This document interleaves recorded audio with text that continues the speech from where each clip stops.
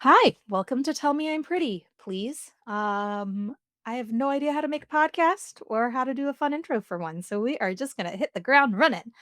I'm Shauna. I am 33 years old and I live in Chicago. I am not originally from here, OH. Um, but yeah, I'm a Capricorn sun, Gemini rising. I have no real qualifications to do a podcast, especially a podcast about lifestyle and mental health and being a girl, besides the fact that I am a girl with mental health and struggles. Um, this podcast really came from a joke, honestly, where I just constantly would be having conversations with my friends or giving them advice, and they'd be like, "Wow, that's great insight." And I'm like, "Yeah, I should start a podcast." And they eventually just started saying, "Yeah, you should start a podcast." So here I am. Thanks, friends, for the endorsement. Now you get to be annoyed with me every single week. So, welcome. Welcome, welcome, welcome. As I said, this podcast really started as a joke, but it became more and more real as I was going through a mental health journey this past year. I was diagnosed with major depressive disorder when I was about 19. Probably struggled with it long before that and have struggled with it ever since. And I, on top of that, really struggle with being vulnerable. I have no idea how to talk about my feelings, or I didn't before this journey. And I have no idea what my feelings mean. I very much live in that secondary emotions world. Um, Vulnerability is not my strong suit, so we're gonna give it a try here. Talk about it a bit. My therapist really did say that this would be a good practice for me. So, um, I'm so glad you're here. I'm so glad you're listening. This hopefully will be a really fun and exciting journey. I really hope to get some of my friends on the pod to get their takes, have conversations, and maybe not have such an awkward, long introduction. Yeah, it's weird to be talking to myself. So let me tell you a story. I want to tell you about some of my friends. And they'll be coming into play more and more as this podcast happens because my friends are just some of the greatest people on the planet. I'm really blessed to have surrounded myself with such empathetic individuals who just have a world of knowledge of their own. No two of my friends are the same. It's kind of a really cool way to live. I don't have one huge clique of friends. I have a lot of individual friends, with independent of each other. I met them independently of each other. So like it's just really, really cool to get to hear so many different experiences and opinions and hot takes, and it's it's so much fun to have friends as a girl. But sometimes it can be really, really hard, right? Like, we don't talk about that enough. Like, we talk a lot about romantic relationships. We talk a lot about familial relationships or like working relationships, but we never quite get to the nitty-gritty of your girlfriends, your relationships with your friends, platonic friends. And that's really hard for me to wrap my head around because with my depression, with my newer diagnosis of bipolar 2, I've struggled a lot with relationships. I've struggled a lot with feeling connected to people, um, feeling like, welcomed and heard and loved and cherished. Like those are feelings that I don't know what they feel like. And it's not because I've never experienced them. It's because my head tells me that they're not real. Which is honestly incredibly sad. It's a lot of I have a lot of devils and angels on my shoulder, like yelling back and forth if like in the Emperor's New Groove, like Kronk 1, Kronk 2. Um, but let me tell you about some of my friends, right? Like I said, like, they are some of the most wonderful people in the entire world. They've done absolutely nothing but love me and cherish me and welcome me, and the fact that I can't feel it has nothing to do with them. Um, Let me tell you 2 of my best friends. Best friends to me, is a term that I kind of reserve best friend is a term I kind of reserve for friends who we always find our way back to each other, like the Hannah Montana, "You always find your way back home." We always find our way back to each other. They are friends that I have lived far apart from. I'm not talking, like, across the city from, I'm talking across the world from. They are friends who show up for me in any way that they can, maybe not always physically, but some way. Friends that we just jive, like, seamlessly together. Um, and I have 3 of them. And I know I said that most of my friends they're not really in a group. They're not really in a clique. Um, there is a trio of us though. There are 3 of us in a friend group. And 2 of those are 2 of my best friends. The trio is me and my 2 friends, Svetlana and Dunk. Um, Dunk lives in Massachusetts and Svetlana lives in Tennessee, and then I'm obviously in Illinois. So we live not just in, like, different states, but very different states, right? Very different cultures, very different backgrounds.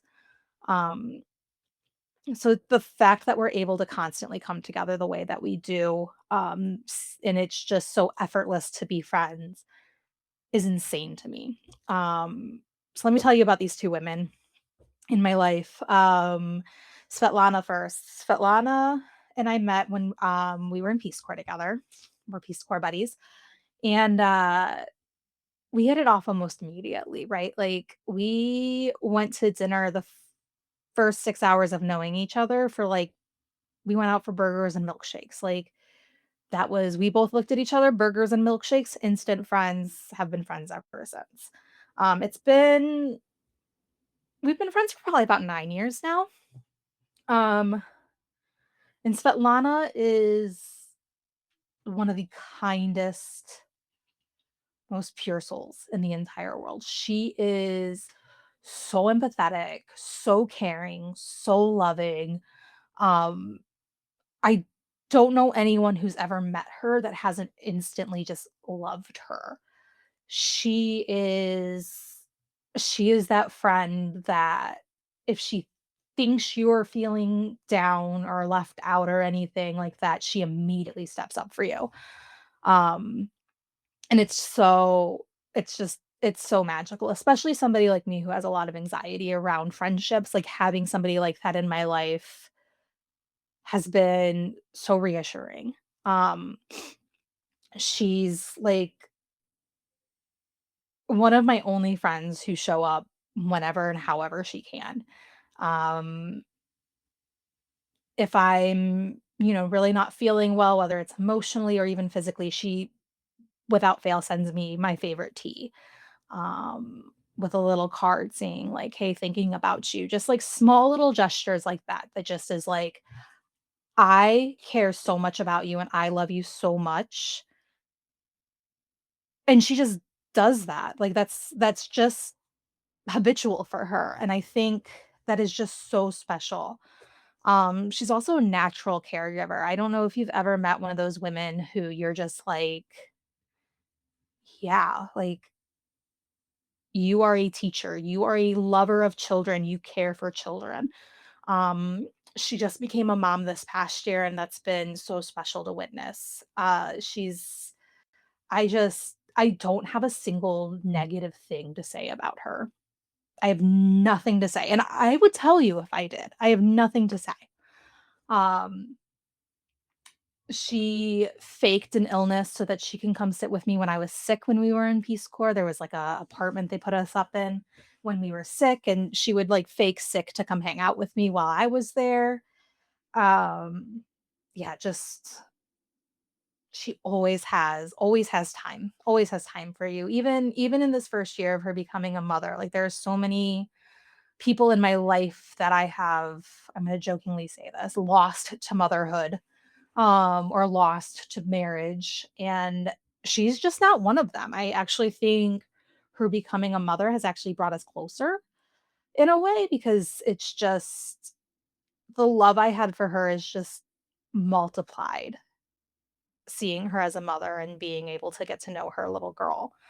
And her husband's also just the greatest guy ever. I mean, I identify as a matriarchal anarchist. I hate men, and men should know that. You guys are trash. And the ones who aren't trash, no men are trash. So, um, yeah. Sorry, not sorry. This is for girls, so but yeah, he's actually just a fantastic guy. Like when I was staying with them a couple weeks ago, and as I walked out of the room every morning, this man put a latte in my hand. I've never had another man make me coffee or bring me coffee as often as my friend's husband does. That's how great he is. Um, but she's just yeah, she always has time. She's fantastic. Um, and she introduced me to Dunks. So Dunks is another just wildly impressive human being. This girl thinks of something, does it, and excels. It's she's such a creative mind. She is so intelligent, um, so wise, and she's just one of the coolest people I've ever met. She's internationally published as a makeup artist. She's been featured in Vogue weddings before for her bridal makeup. She has a side hustle where she, does photography for retail, for restaurants, for she wants to get into doing it for hotels and Airbnbs. Some of the most beautiful photographs I've ever seen are photographs that she took on a family vacation last year to Africa. Like these things should be in Nat Geo. And I am not saying that because it's my friend. I genuinely believe that these need to be submitted to that Nat Geo all the time. Um, she's also the co-founder and executive director of a nonprofit organization that focuses on the BIPOC community and making sure that, they are supported, their voices are heard, kind of like give them a platform and give them a community and really show and showcase and celebrate the cultures of the BIPOC community. It's just yeah, this girl just everything she puts her mind to is just some of the coolest shit I've ever seen. So a few weeks ago, we went down to finally see Svetlana and her new baby. She's about 7 months old now. Um, and it was the weekend of some big basketball tournament, college basketball tournament in Nashville. So flights in and out of Tennessee were just god awful. Luckily, I drive. It's about an 8-hour drive, which is long, but my family lives about 7 hours away, so I do a 7-hour drive by myself all the time.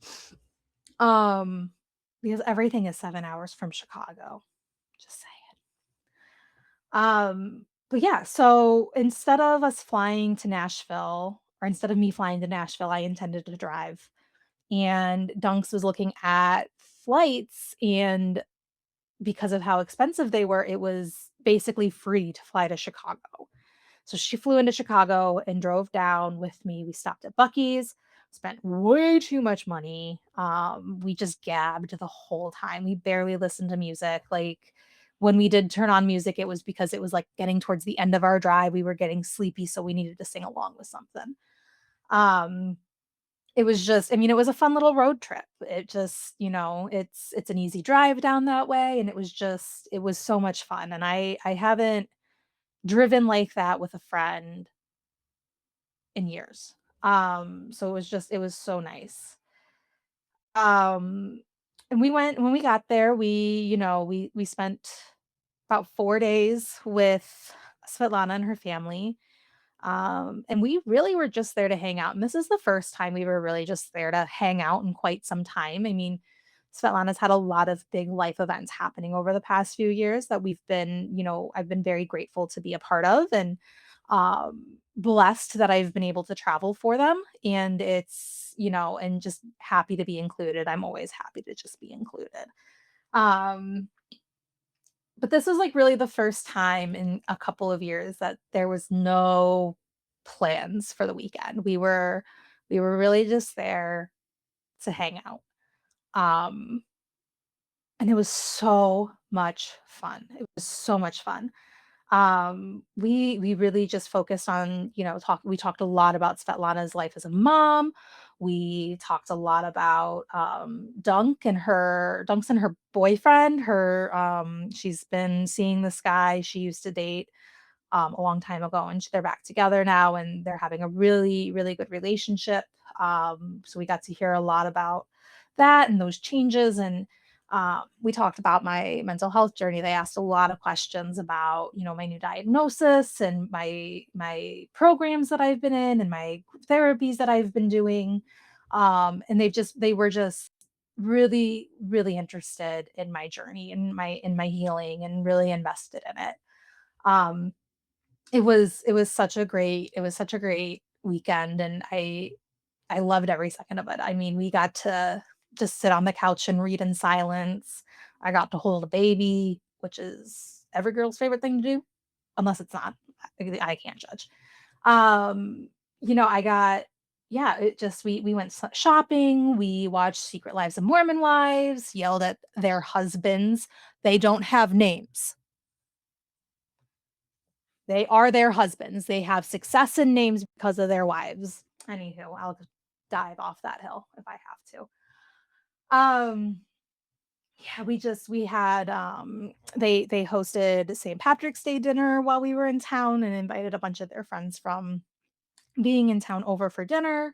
And we played so many games and it was just a great weekend. And then Dunks and I drove back to Chicago and she stayed an extra day to spend St. Patrick's Day with me in the city. We had a lot of fun and I dropped her off at the airport and I was like, I think my friends hate me. Why? Why did I think that? Did I ask the right questions? Um, did I respond the right way? These were questions that were racing through my head of just, was I a good enough friend this weekend? And do my friends hate me? What does that sound like? Well, to me, it sounded a lot like imposter syndrome, which is exactly what it is. We don't talk a lot about imposter syndrome outside of like work and academia. Um, there isn't even a lot of research on it. I did a lot of research into imposter syndrome before talking about it. Because again, I am not a mental health professional. This is a lot of my interpretation of some medical journals and research that I did. Um, and my own therapy, my own experience with it, my own therapy, conversations with medical professionals, things like that. So there is some ground for me to stand on here, but not a lot. But yeah, it really just felt like imposter syndrome with my friends. Which how is that even possible, right? Like, how is it possible to have such a wonderful weekend? Nothing bad happened. No one got messy. We barely even drank. Like, if you know me, I'm a bit of a stoner and I took one edible the whole time and it didn't even hit. Like it was as if we all lived in the same neighborhood and we were just hanging out. Like it was just such a quiet, peaceful, low key, no drama weekend, right? Like it was great. So why why did I immediately start thinking maybe they hate me? Maybe they were hanging out with me out of obligation. Maybe I invited myself along and they didn't know how to say no to me. Ridiculous. We're having these conversations in a group chat. They know I'm in this group chat. Right? Um, so yeah, it's imposter syndrome, and imposter syndrome is entirely possible in every aspect of your life. But before we really dig into that, like let's talk about what imposter syndrome is.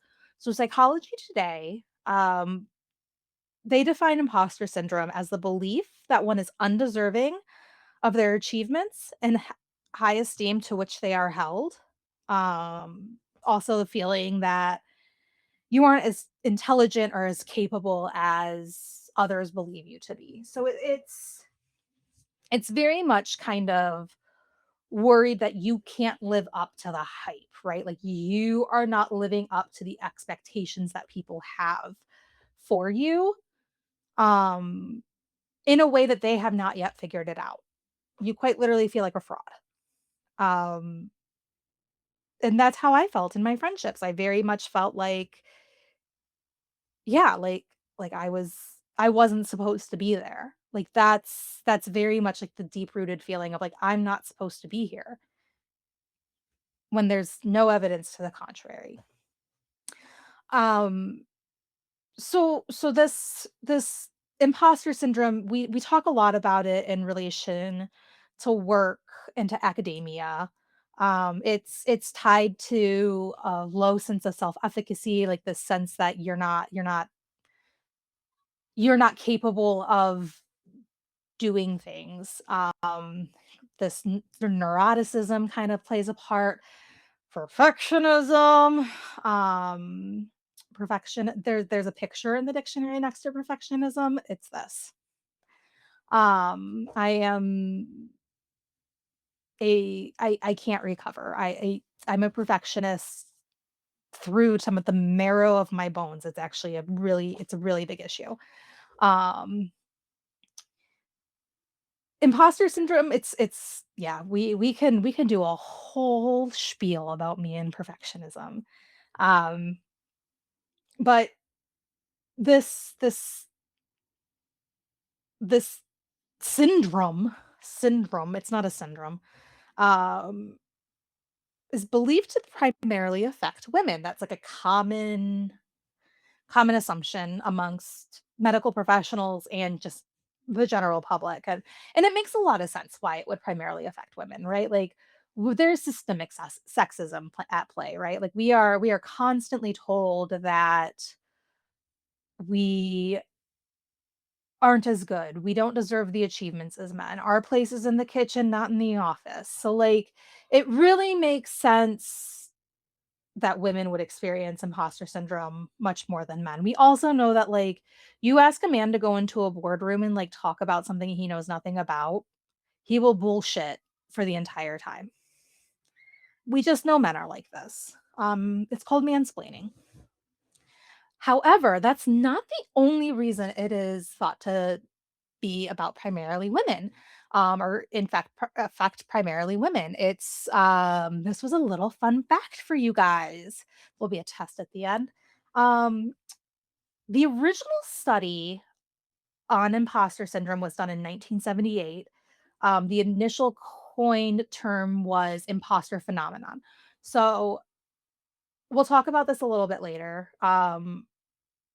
Why imposter syndrome is not like a great name.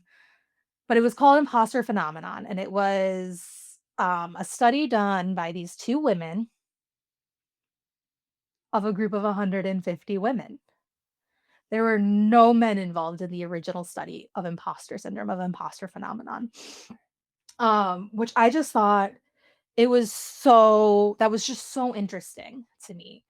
It was widely it just confirms that, like, feeling that women are either wildly understudied or wildly overstudied. There's no like middle ground where women are studied and women's experiences and women's health is studied in equal measure to men.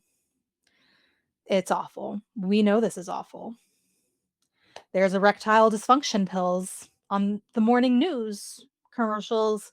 I see nothing about vaginal dryness. You can't get it up because you have cardiovascular disorder. I can't get it up because I'm perimenopausal. Like, make it make sense, babe. Anywho, um, there aren't like a lot of studies on imposter syndrome because imposter syndrome is not a syndrome. It is not a medical diagnosis. You don't go to a psychiatrist and get an SSRI for imposter syndrome. Um, it's not a syndrome at all. A syndrome, the word syndrome insinuates that like it's an affective disorder. It's a disease that you have. Like it's chronic, you're never going to get rid of it. And that's not what this is. Imposter syndrome is more like imposter fleeting thoughts, right? So it's this idea, this thought runs through your head of I'm not good enough to be here, or nobody wants me here, or this isn't I'm not good enough for this, right? Like they're going to figure this out. Like that person just told me good job. I didn't do a good job. I did awful. I could have done 100 times better on this. What do you mean I did a good job? Are you just trying to make me feel better? Like that's imposter syndrome.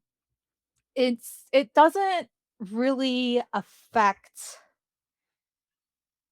doesn't really affect your like day to day, your ability to live, right? It's just it goes in one comes in from one side, goes out the other. Um it's when it really sits with you that it becomes a problem. Um so newer studies, I say newer studies, I use that very loosely. Um studies, they really focused on calling it imposter thoughts. If you know anything about like diffusion of thoughts, it's really to pull this thing away from your identity. Like if you say I have imposter syndrome, like you sound like you're saying I have a disease, I have this illness, I have this thing that I struggle with all the time. Which isn't to say that that's not the case, right? Like it, but it if it is to that level, it's something much deeper than imposter syndrome. Like that, we're talking a lot about anxiety when we get to that point. Um, so yeah, there's not a lot of like educational material on imposter syndrome, especially outside of like the workplace. A lot of my research came up with like, yeah, we know it exists. We know what the feeling is. Like it's not anxiety, you're fine. Kind of research. So I really wanted to focus in on it with relationships and see if I could find anything on imposter syndrome in your relationships, imposter syndrome. And all I found was one article written by a social worker in 2019 and a Reddit thread. That that was it. Um, so there's not a lot out there. Now, I know there's a lot out there. I know it's known about because my therapists have talked to me about it. Like mental health professionals have talked with me about my imposter syndrome in my friendships. And that is the term that they have used, that it is imposter syndrome within friendships. Um, it's, imposter syndrome in in friendships, friendship imposter syndrome is this feeling that your friends don't like you or are friends with you out of necessity. It's kind of for, maybe their own gain in some way. So it differs from like workplace imposter syndrome because it's like, oh, I don't want to be found out as a fraud is workplace imposter syndrome. This is friendship syndrome is more of like, oh, I don't belong here. I feel like a third wheel. I don't, something's not clicking, right? And we always say, I feel like when we talk about friends and we talk about these feelings that we have with our friends, we always say, well, if your friends don't fill your cup, they're not your friends. Which, yes, that is the case a lot of the time. If your friends don't make you feel great at the end of hanging out with them or while you're hanging out with them, they're not good friends for you. They're not, doesn't necessarily make them bad people. They're just not necessarily your people. But that's not always the case. See, my weekend with Svetlana and Dunks was great. Like I said, nothing bad happened. I mean, they, like, razzed on me a little bit and, like, ganged up on me because I decimated them in 9 hole, decimated. So I deserved it. But, like, other than that, like, no. Like, it was nothing but love, praise, admiration. I told them I thought about doing a podcast. Emphatic yes, like, "Let's buy the things and do it now," was a direct quote from Svetlana. "Let's buy a microphone and record it right this second." Um, I obviously said no, and this is my 17th take. So, um, it's, you know, it's wild, right? Like, it's absolutely wild that I go from having this lovely, beautiful weekend to being afraid that they hate me for no reason. And it wasn't like, "Oh my god, my friends hate me," and went down this shame spiral, right? Like, my friends hate me, here's all the reasons why my friends hate me. My brain went, "Oh, my friends hate me," and then I immediately went, "Why? Like, where did that even come from?" So that's really the difference between imposter syndrome and anxiety, is imposter syndrome is very fleeting. It has no leg to stand on. Like, it sounds silly. Um, Whereas, like, social anxiety is like you find evidence, like, whether their evidence is there or not, you're gonna find it. Like, there is reasons for you to feel the way you feel if you're anxious. Um, so it kind of stems from, like, an insecurity. I mean, that is what it is at it, like, really. Imposter syndrome really is just feeling insecure. I don't feel good enough. I don't feel as good as you're making me out to be. You told me I'm pretty, but I don't feel pretty. So you must be lying to me. Like, these are feelings that a lot of women that I have spoken to have, right? Like, there's nothing telling them this. There's no one telling them this. And yet they think it. It stems from this insecurity and this inability to feel as if you're showing up the right amount for your friends. It's thinking that you have to give 100% of yourself 100% of the time, which is such a perfectionist's way of thinking, right? Like, that is, I can never be off, right? I am constantly, I have to be the best version of myself. That's me as a perfectionist. Everything has to be perfect. Um, it's absolutely impossible to give yourself 100% of the time. I'm gonna say that again for those who didn't hear it the first time. Me. You cannot be 100% of the time. Nothing is. The second you take your phone off the charging cord, it goes down to 99%. But the second you put the lid on your water bottle and some of the water spills out, your water bottle is no longer 100% full. Nothing is 100% of the time. So why do we feel like we need to be? It's mind-boggling, honestly. I wish that I had an answer for you. I really don't. Hopefully I will one of these days. Shannon, get on it. Shannon's my therapist. Um, so we've kind of, like, talked about how imposter syndrome looks and feels a lot like anxiety, and it does, and it is. And imposter syndrome can turn into anxiety very easily. It's the second you have that thought and you start feeding that thought, it becomes anxiety. Um, it's basically, I think I've already said this, but anxiety really begins to impact your life in a way imposter syndrome doesn't. Imposter syndrome, you're like, "Oh, I gotta I'm faking it already, so I might as well keep faking it. Like, I gotta keep this mask on." And you keep pushing forward and you keep going and you keep working hard and you keep trying to figure out how to feel capable. Imposter syndrome can almost be motivating that way, especially in a professional aspect.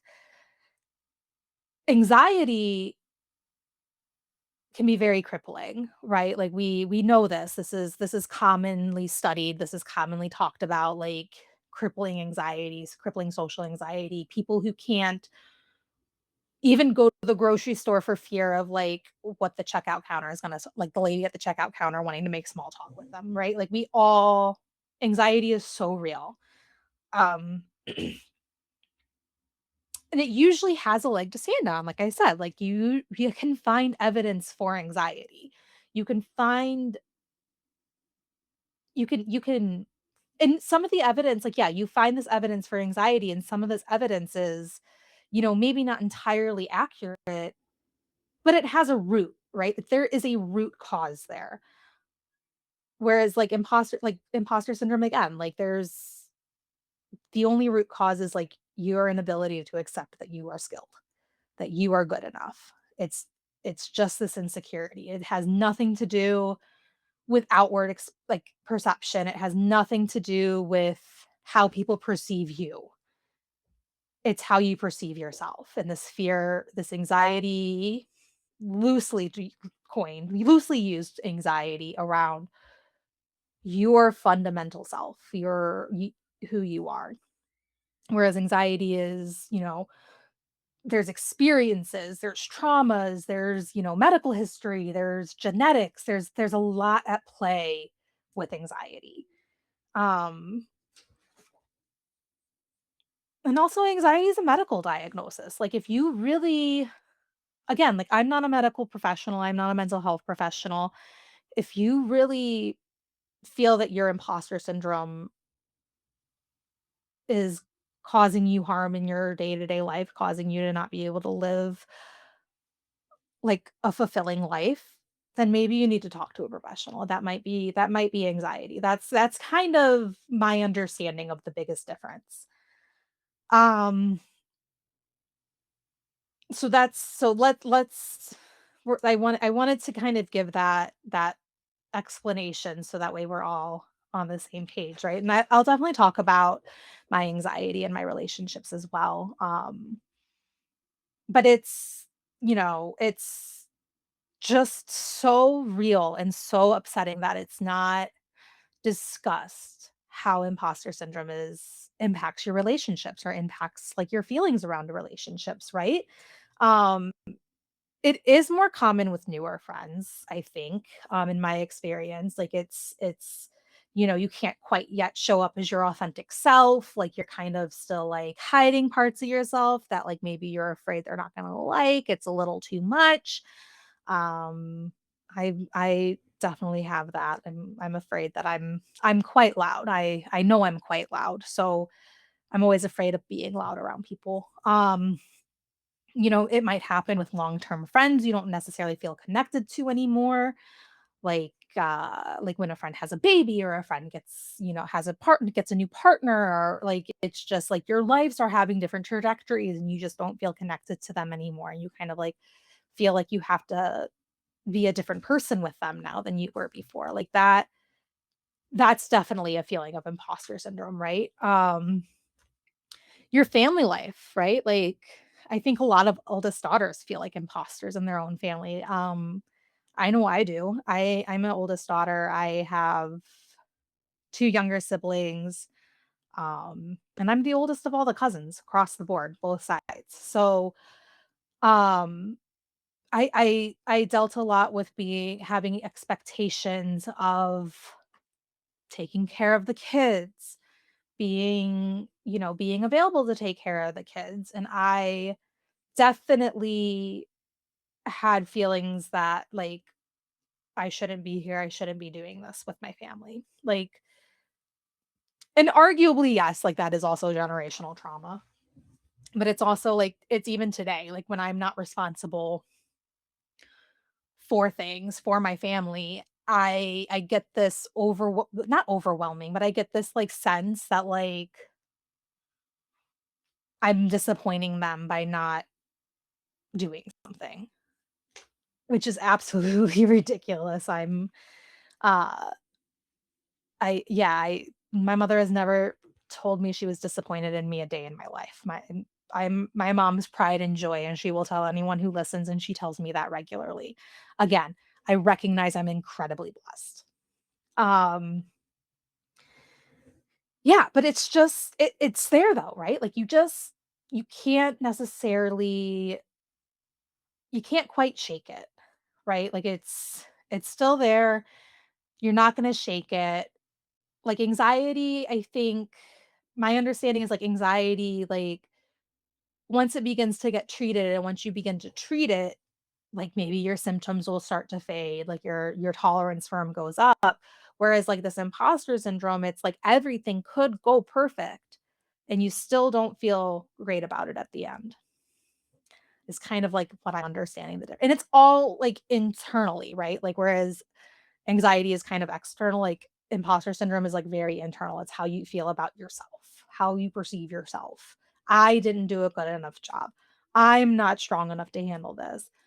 I didn't show enough care to my friends. Like it's very like internally focused, whereas anxiety is, oh, they hate me. They saw me do this, so that means that now they're judging me. Like anxiety is very much more about like outward perception versus inward perception.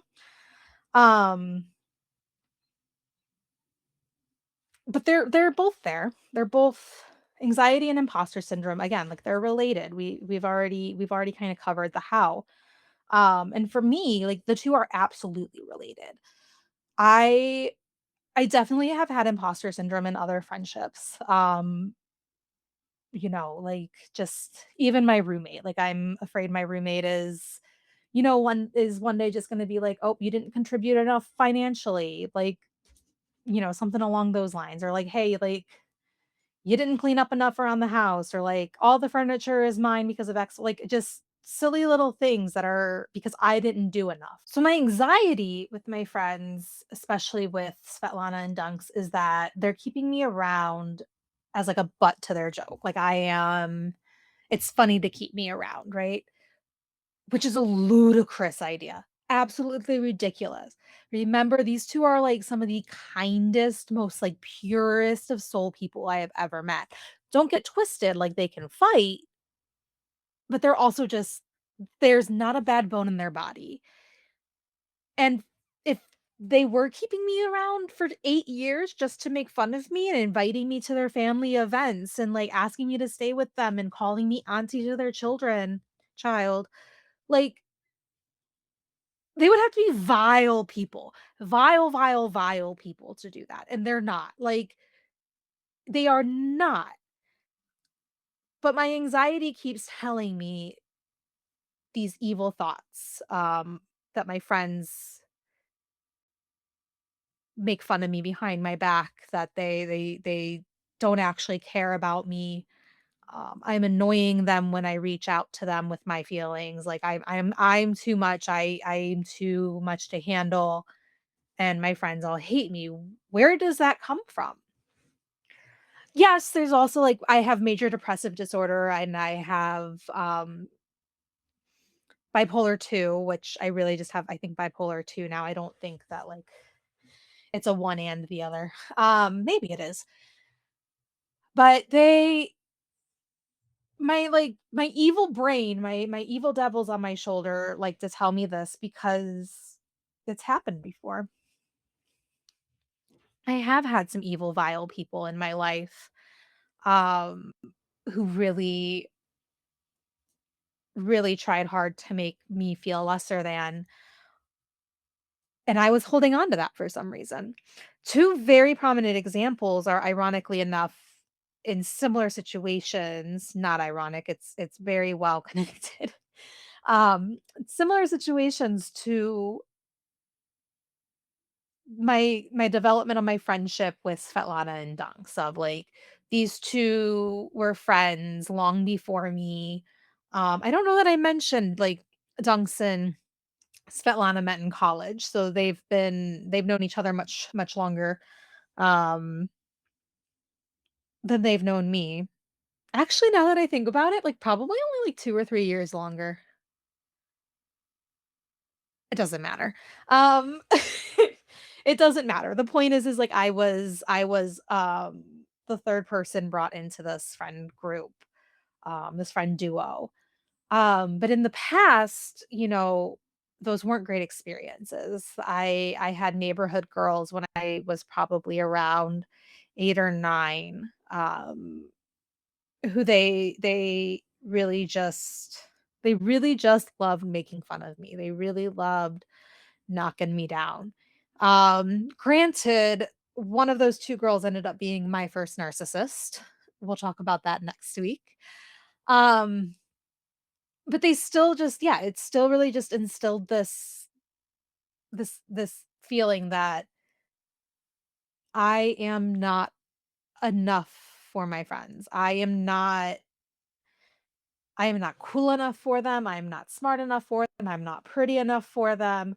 I'm annoying. Like all of these thoughts run through my head, and they actually do have a root from when I was a small child.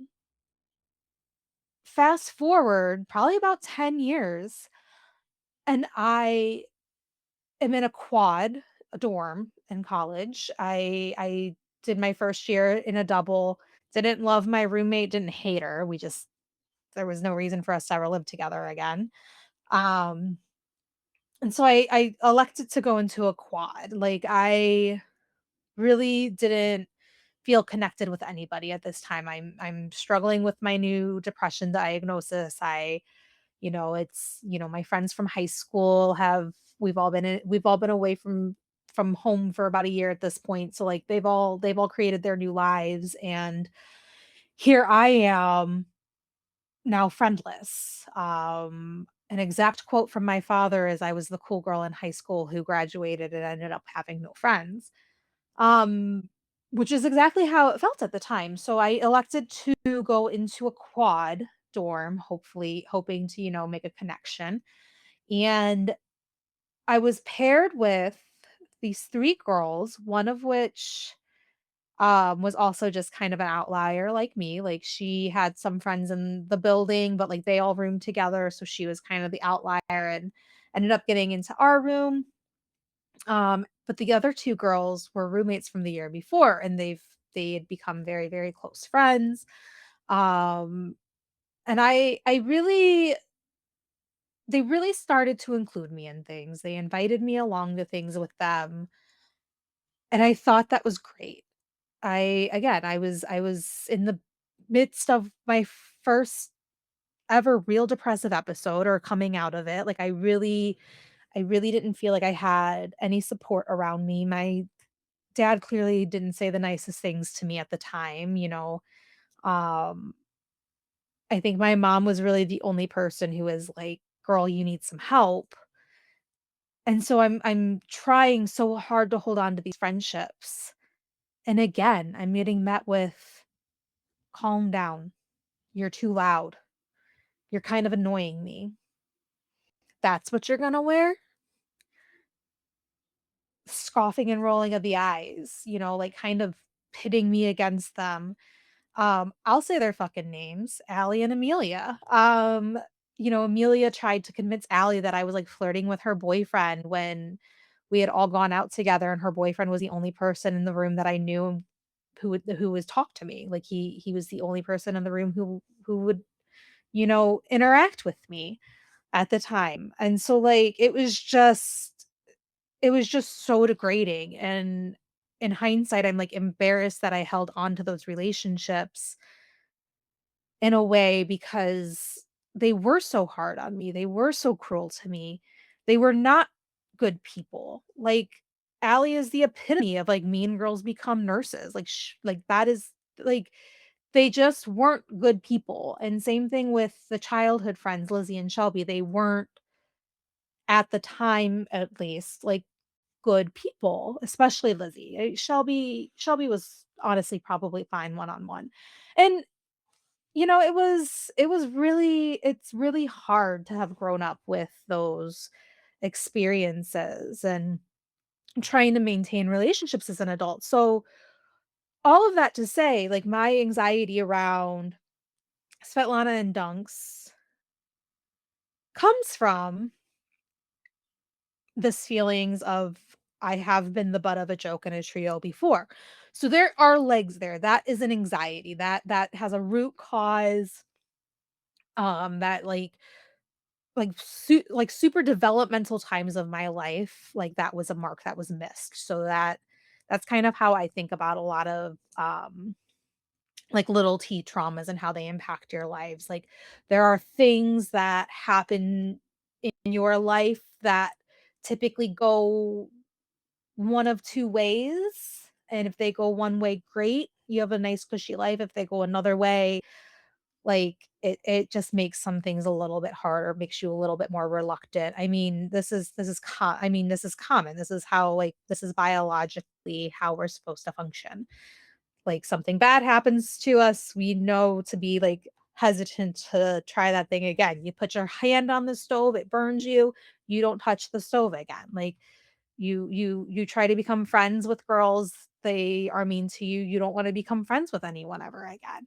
It's so real and it's so deep. Um and like at the same time, like that is in my perception like the biggest identifier of it being anxiety is when you can go back in your history and kind of find those key moments where these insecurities were formed, whereas imposter syndrome, like the insecurity is not really formed, and in fact like you're being told you are great, you are fantastic, you're good at your job, you're super smart, you're super pretty, you're getting told all of these praises, and yet you still don't seem to feel them yourself, and you're just kind of waiting for the rest of the people to like figure it out.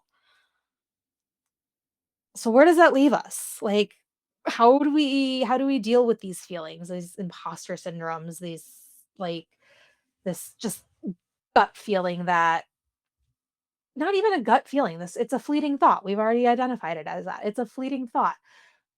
When these fleeting thoughts come into our head, how do we just keep them as that, a fleeting thought, and use them as motivation as opposed to turning them into anxiety? Again, for the 800th time, I am not a mental health specialist professional in any way.